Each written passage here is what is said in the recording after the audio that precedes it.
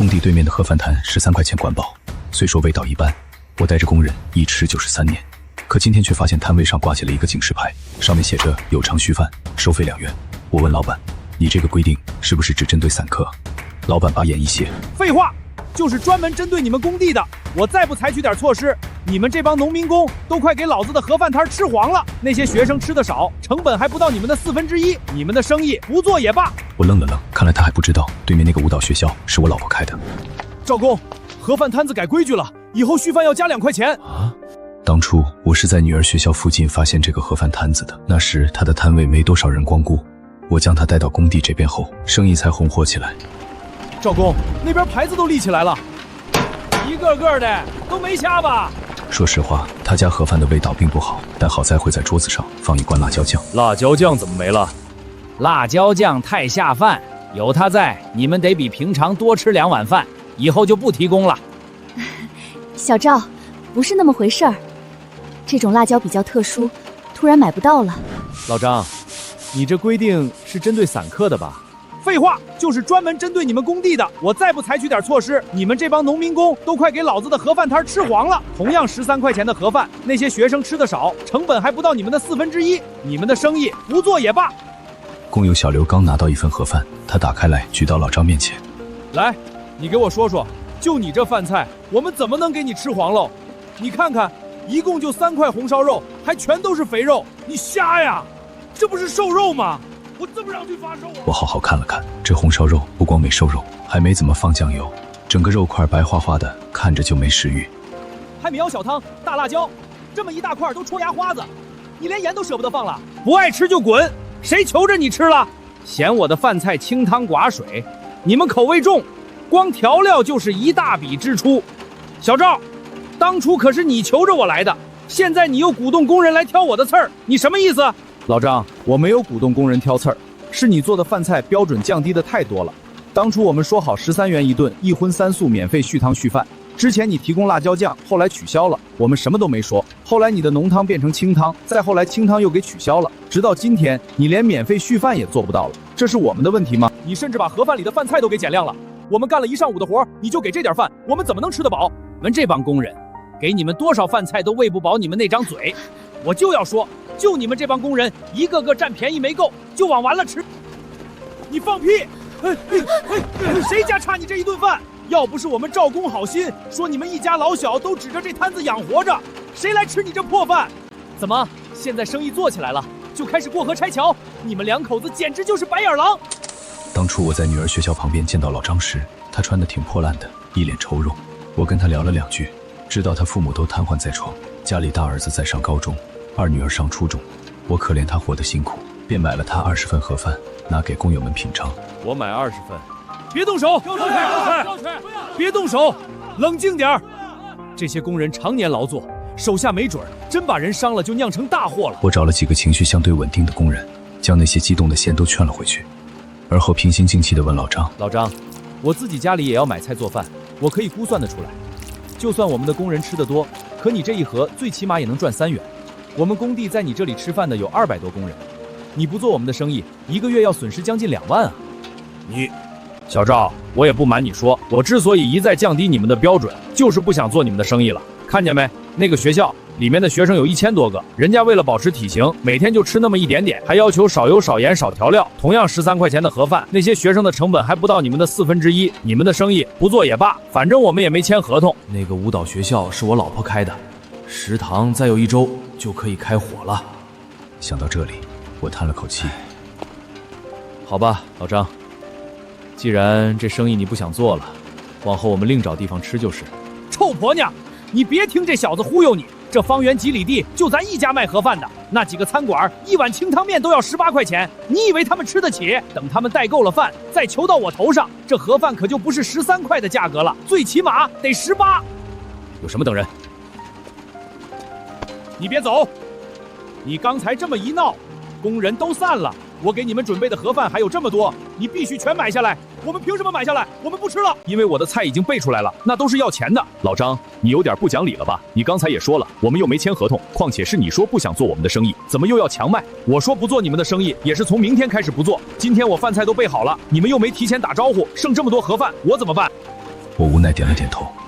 行，那你看看还有多少份？赵公，你不能惯他这臭毛病，他这明摆着欺负人啊！小刘说的没错，这3年老张赚得盆满钵满，他已经不是从前那个为了几块钱就愁眉苦脸，跟任何人说话都唯唯诺诺的老张了。现在他换了新房子，还买了辆小轿车，他和他媳妇都胖了10多斤，说话的声音都洪亮了不少。零头不要了。凭什么不要？这3年他们吃的辣椒酱都不止6块，这零头坚决不能给他抹。他们这种人就得给点教训，省得天天想着占别人便宜。咱们这么做是行善。看着他那副颠倒黑白的嘴脸，我懒得跟他计较，和几个工友拎着盒饭往回走。这时对面舞蹈学校出来10几个学生，他们是班里的代表，过来取盒饭，每人手里拎着10来盒。老张笑脸相迎，没多一会儿就卖出去了400多份。来了，姑娘们。眼看摊子上的盒饭快没了，老张拿出手机拍了一圈，上传到某音里炫耀道：老张盒饭量大实惠，13元管饱。今天盒饭已售完，大家不要跑空走。搞定，明天生意肯定更好。快点啊，去把他们几个喊过来吃饭。哦，就这，一份也值13块。老张刚不饭场，一份你们只要13块啊！老张可真是看人下菜碟，见到那些学生笑得那叫一个灿烂。那是因为人家让他赚大钱了。你没看到学生盒饭里是啥样吗？充其量有1两米饭，几根小排菜，几根土豆丝，红烧肉1块都没放，只放了几个豆腐泡。他这么卖，那些学生也买？买啊！你别忘了，他们都是学舞蹈的，要保持身材，这样的饭菜不正好吗？那些孩子都是冤大头。大家你一嘴我一嘴的，愤愤不平。我一边听他们吐槽，一边发了条微信到群里，通知大家从明天起开始带饭。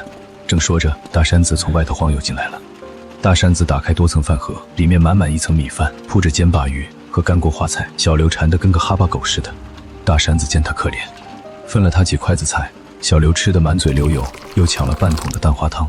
山子哥，家嫂子做饭真好吃。你嫂子也没啥文化，就是会做饭。今年儿子上大学了，他就去给人家做钟点工。东家我眼前一亮，饭菜的问题，这不就解决了吗？我让大山子给他媳妇打电话，看他能不能给工地做盒饭。喂，媳妇儿。喂，老公，怎么了？媳妇儿，工地想让你给做盒饭，你看行不？行啊，没问题。媳妇儿很痛快，说没问题。到了晚上，我回到家，老婆已经做好了饭菜，我上去一顿狼吞虎咽。老婆奇怪地问我：“这是怎么了？平时我做的清淡饭菜，你都浅尝几口。”我把中午的事儿跟她讲了一遍，老婆皱着眉头：“那个老张太过分了，当初要不是你提醒我说可以让学生先在他那里吃上一段时间，他怎么可能做上我们的生意？不过我真没想到他做的饭菜，你那些学生真能吃下去。学生都嫌他的饭难吃呢。不过老师说了，难吃了好，省得他们吃多了长秤。那个老张这么办事，你们就这么轻易的放过他了？当然不是，滴水之恩我会涌泉相报，但是别人欺负了我，我也不能干吃哑巴亏。明天起，你让那些学生都去门口买盒饭，每个人都亲自去，直到食堂开火。你这究竟是报仇，还是报恩啊？我卖了个关子，你就听我的吧。第二天中午，学校的门一开，呼啦啦涌出来一大群人，孩子们奔着盒饭摊子就去了。老张和他媳妇一个收钱一个递盒饭，忙得不亦乐乎。这时，有几个慕名而来的散客不乐意了，他们排在队伍最后面，抻着脖子问老张：“老张什么时候才能轮到我们？你们再等等，先可着孩子们来。”我看着他一通手忙脚乱，忍不住想到他刚来工地的样子。那时的老张没钱，准备的简易桌椅不多，工友们可怜他，也不多做计较，围在一起，一边吃饭一边闲聊打屁。有路人经过时，将这一幕拍下来发到了社交平台，结果老张一下子出名了。由于学生多，那几个散客等了将近半个小时，可等到学生都走光了，老张却告诉他们说盒饭没了。哎，盒饭没了。怎么没了呢？我们开了40分钟车过来的，一直饿着肚子呢。都卖完了，你让我有什么办法？你们要是想吃，怎么不早点来？你什么态度啊？你自己做了多少盒饭没数吧？干嘛还让我们等啊？我态度就这样，我不差你那块8毛的，赶紧走。你这样的客人，我不稀罕。老张，你说话注意点。注意什么？我告诉你，这帮来吃饭的都是闲得慌，你越是不卖，他们越是想买。你说谁闲得慌呢？我们大老远来吃饭是来挨骂的吗？你自己也说了，是从大老远跑过来的，近地方那么多好的你不吃，你非浪费邮费来这儿吃盒饭。两边吵了起来，几个散客气的差点掀了老张的摊子，好在还有2个冷静的人劝着大家一起离开了。经过我身边时，有人认出了我。您不是那位农民工大哥吗？今天怎么没见你们来这里吃盒饭？老张不肯卖给我们了，嫌我们农民工吃得多，他只卖给学生，成本低，利润高。那老板真不是东西，我们这些散客来这里吃盒饭，就是为了看你们一眼。既然这样的话，往后我们就不来了。那几个人走了，但是很快就将视频发到了网上，评论里骂声一片。老张媳妇害怕影响生意，可老张根本不在乎。你不懂，黑红也是红，我还巴不得有人替咱们宣传呢，省得天天来一大堆人，卖个盒饭还得陪他们说话拍照，烦都烦死了。如他所愿，自那天以后，过来吃饭的散客越来越少，直到1周后，因为这些天的盒饭都不够卖，老张今天准备了1200份。今天准备了1200份，肯定够卖。结果已经过了平常的饭点，学校还是没出来人。老张急了，自己跑到门卫去问：怎么学生还不出来吃饭？校长下令全天封闭，今后所有学生不得外出。你们校长太过分了！你快把门打开，那些孩子还等着吃我的盒饭呢。门卫像看傻子似的看着他。我们学校自己的食堂开业了，学生用不着在外面吃。那怎么行？你们凭什么垄断学生的伙食？我要去上面告你们！快去快去！我们这培训学校是校长自己开的，跟上面可不怎么搭边。我这准备了1200份盒饭呢，现在学生不出来，你们校长得包赔我的损失。我们的学生又没跟你签合同，该你的，赶紧走，不然我报警了。听说人家要报警，老张灰溜溜的回来了。盒饭摊子极其冷清，没有学生，没有民工，甚至连散客都没一个。没办法，老张硬着头皮，直接将卖盒饭的推车推到了工地，找到我后。小赵，我给你们送盒饭来了。老张，你不是说不卖给我们这些农民工吗？我们都自己带饭了，一句笑话而已，你个大工程师还往心里去啊？我说话不好听，今天特地准备了盒饭来赔罪，还是13块钱一盒，免费续饭。干了一天活，多吃点没事儿。真不用，自己家的饭菜量大管饱，我都吃撑了。老张又举着盒饭凑到其他工友身边去，那些人连忙转头扒着自己碗里的饭。不行，我们这些穷鬼不配吃你家盒饭，我们都是饿死鬼，一天就吃中午这一顿，这要是给你摊子吃黄了就不好了。转了一圈，愣是没有一个人接老张的盒饭。老张的脸憋得通红。有话直说，用不着这样。赵工，那个舞蹈学校今天开始全天封闭，不让学生出来吃饭。我今天做了1200盒，这下子全浪费了。你行行好，帮我推销一下，只要你把今天这些盒饭给我推出去，明天起我还给你们做，还是老价钱，13块一份，免费续汤续饭。你们不都爱吃我老婆做的辣椒酱吗？明天开始无限供应。那我要是推销不出去呢？以后我们的生意你还做不？赵工，你放心，咱们这么多年的交情，就算今天你不帮我这个忙，我也不会记你的仇。不过我知道你这人珍惜粮食，肯定不能眼看着这些饭菜馊掉。老张，这忙我还真就帮不了，工人们都吃饱了，我总不能让人家再花一份钱硬塞吧？行，我知道你们都还记恨我呢，今天不吃就不吃吧。那咱说好了，明天中午你们还去我摊上吃盒饭啊？老张，我可没答应你还去吃饭啊。小赵，你什么意思？就因为那天我让你花800块买了剩下那些盒饭，你就报复我是不是？我告诉你，你们的工人有自己选地方吃饭的权利，你别以为自己是个破工程师就能限制大家去买我的盒饭。你不吃，有人吃。赵工的意思就是我们的意思。你是谁啊？你说让我们滚，我们就得滚；你说让我们回去吃，我们就得吃啊！告诉你老张，从今往后，我们这些工人就是饿着，不会吃你老张一口饭。就是，你当初是怎么骂我们的？今天怎么舔着脸来求我们的？就是，赶紧滚出去！施工种地，外人不能随便进来。可晚上我和老婆散步，路过夜市的时候，又见到了他。他正推着推车兜售盒饭，摊位前的人却寥寥无几。因为来夜市转悠的人大都是想品尝小吃的，没人愿意吃盒饭。老张没办法，只能把价格一降再降，从5元降到3元。等我转了一圈回来，他都降到2元了。低价位的确吸引了客人。眼看着车上的盒饭越来越少，老张的笑容也多了起来。我估算了一下，他这个价格虽说赚不了钱，可收回成本也是没问题的。结果老张正开心，天杀的，你这盒饭都馊了还在这儿卖，我老头子吃了你的盒饭上吐下泻，都进医院了，你必须给我个说法。谁卖变质盒饭了？我这饭是新做的，你少在这儿讹我！老太太跌了个屁墩，爬起来继续骂，一边骂一边掏手机要报警。围观的人越来越多，老张一抬头，突然看到了我。小赵，是你小子诱阴我，对不对？这老太太是你找的吧？你至于吗？不就是几个盒饭的事儿吗？你就往死了整我！来，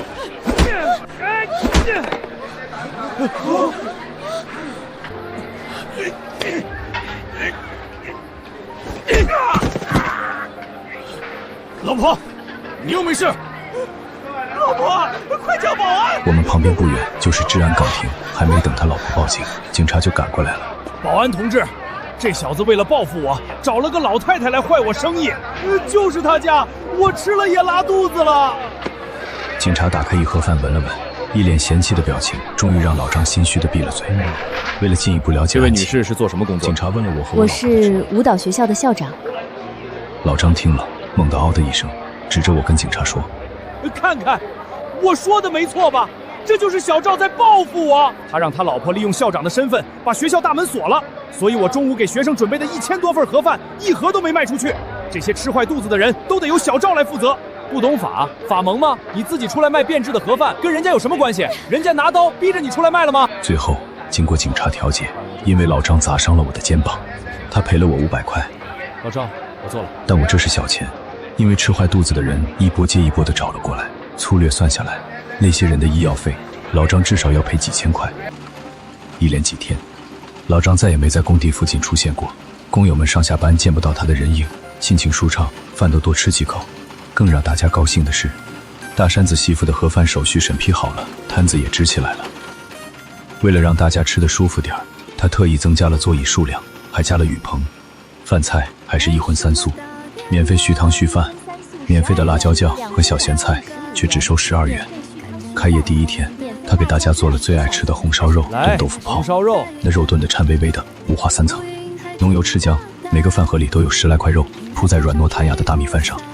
素菜做的韭菜炒鸡蛋，烧茄子和麻油炒甘蓝，鸡蛋用的还是土鸡蛋，黄澄澄的，看着就流口水。你这么做盒饭，别赔本喽。赵工，不会的，我这算薄利多销，这一天下来我能赚300-400呢，1个月下来就是1万多，比我干钟点工赚得多。关键能让山子的工友吃上一顿好饭，我心里高兴。而我也告诉他，只要盒饭的水准一直保持，过不了多久，他的客人肯定会越来越多。结果根本没用多久，才第2天，山子媳妇的盒饭就供不应求了，因为大家听说饭菜不错。第3天，临近中午时，山子正跟我商量，外头跑进个工友来，老张把盒饭摊给砸了。我立马掏出手机，一边跑一边报警。我跟山子赶到的时候，盒饭摊一片狼藉，免费续饭的那个饭桶被掀翻了，白花花的米饭冒着热气摊在地上，汤也洒没了，里面混着破碎的罐头瓶和红油油的辣椒酱。你凭什么叫工地盒饭？我老张的盒饭才能叫工地盒饭。求求你别砸了，你也是做饭的，看着这些东西被糟蹋，你就不心疼吗？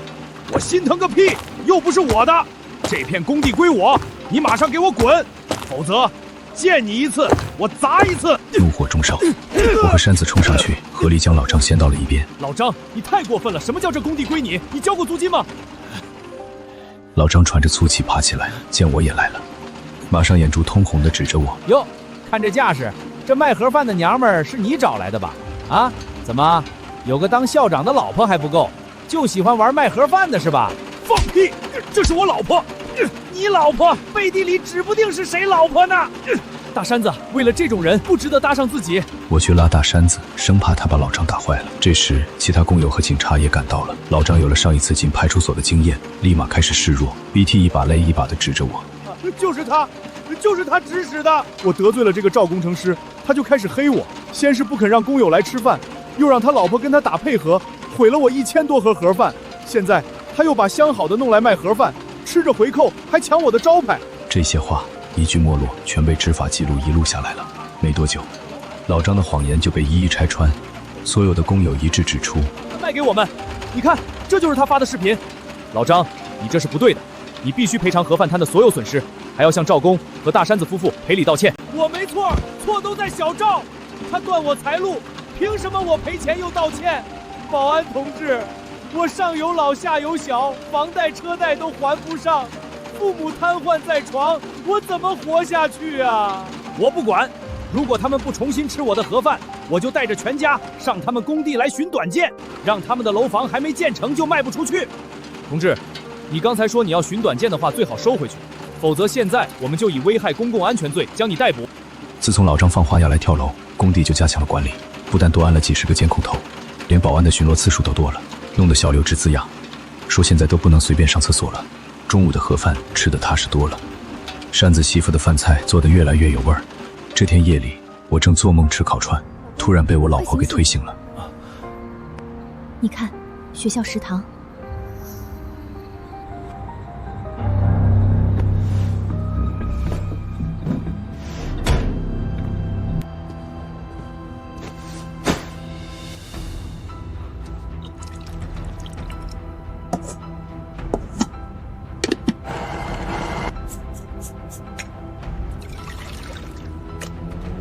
这人虽然戴着口罩帽子，但我能认出来是卖盒饭的老张。我就猜到他不老实。喂，是王老师吗？我是赵工的妻子，学校的盒饭可能有问题，麻烦你通知一下其他家长，明天让孩子们自己带饭。有家长实在解决不了午饭的，你就让他们出来去大山子那里买，我这就通知他多准备一些出来。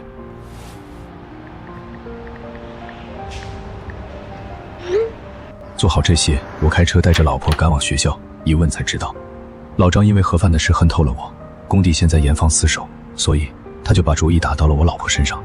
昨天傍晚，他趁着学生放学混进了学校，藏到了厕所里，等夜深人静的时候，从窗户跳进厨房，将老鼠药下到了米面和第二天要用的菜里。赵工，要不要报警？小赵，我不是人，这事儿是我做错了，你放我一马，我感激你一辈子。我放你一马？你知不知道，如果今天我老婆没发现你投毒，明天有多少孩子会死在你手里？你自己也有孩子，你的孩子是宝，别人孩子的命就这么贱吗？你为了报复我，草菅人命，我凭什么放你一马？没有金刚怒目，莫行菩萨心肠，否则就是助纣为虐。3个月后，老张的审判结果出来了。老张因投毒罪被判5年有期徒刑。这3个月，老张的生活发生了翻天覆地的变化。家里没钱雇保姆，老张媳妇只好自己伺候2位瘫痪的老人，根本没时间出去赚钱。家里房贷车贷还不上，只能都卖了，重新租了一套小房子住。反观大山子媳妇这边，不但盒饭的品质始终如一，每天还有不同品种的夹菜，有时候是酥脆的虾片，有时候是多汁的西瓜。现在周边工地的工人一下工就会来我们这边抢饭，工地的空场上又恢复了往日热闹的景象。我的好几个工友学会了直播，每天中午吃饭时候把手机往饭桌前一立，也不用多说啥，直播间的流量就一波高过一波，1个月下来竟然能收入好几千。工友的直播带来了很多散客，很快山子媳妇自己应付不过来了，厂子里的人一商量，将没有工作的工友家属组织了一下。这支由农民工家属组成的队伍大刀阔斧地干了起来，因为人气太高，不到半年就有大老板找上门来。我们的农民工家属直接拒绝了，他们说我们要保持初心，做饭给农民工吃，让他们吃饱吃好。喂，吃大饭，吃好不开心，只有吃饱吃好，才能为城市的基础建设贡献出最扎实的力量。